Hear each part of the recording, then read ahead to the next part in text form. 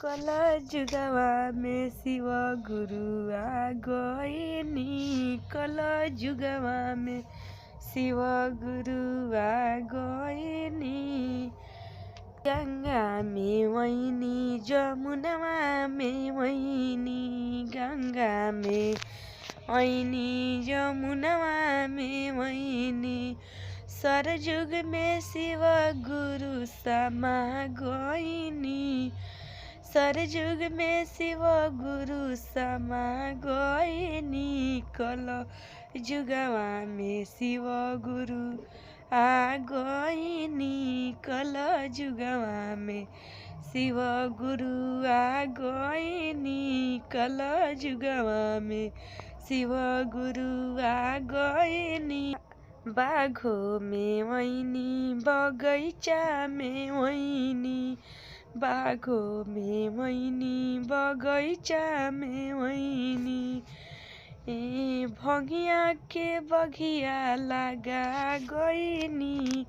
कल जुगवा में शिव गुरु आ गइनी। कल जुगवा में शिव गुरु आ गइनी। कल जुगवा में शिव गुरु आ गइनी। कोठा में वैनी कोठरिया में वैनी।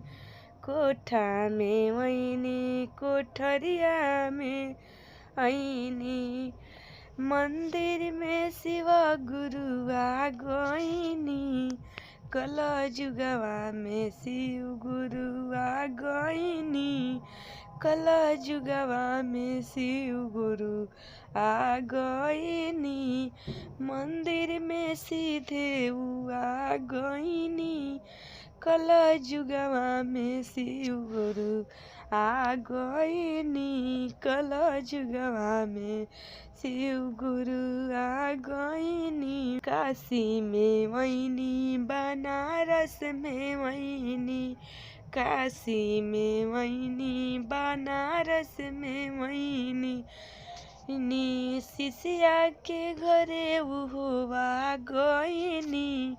कल जुगवा में शिव गुरु आ गइनी। कल जुगवा में शिव गुरु आ गइनी। कल जुगवा में शिव गुरु आ गइनी। कीर्तन में वैनी हो भजन में वैनी। कीर्तन में वैनी हो भजन में वैनी। कीर्तन में वैनी हो भजन में वैनी। चर्चा में दया बरसा गइनी। हो चर्चा में दया बरसा गइनी। कल जुगवा में शिव गुरु आ गइनी। कल जुगवा में शिव गुरु आ गइनी।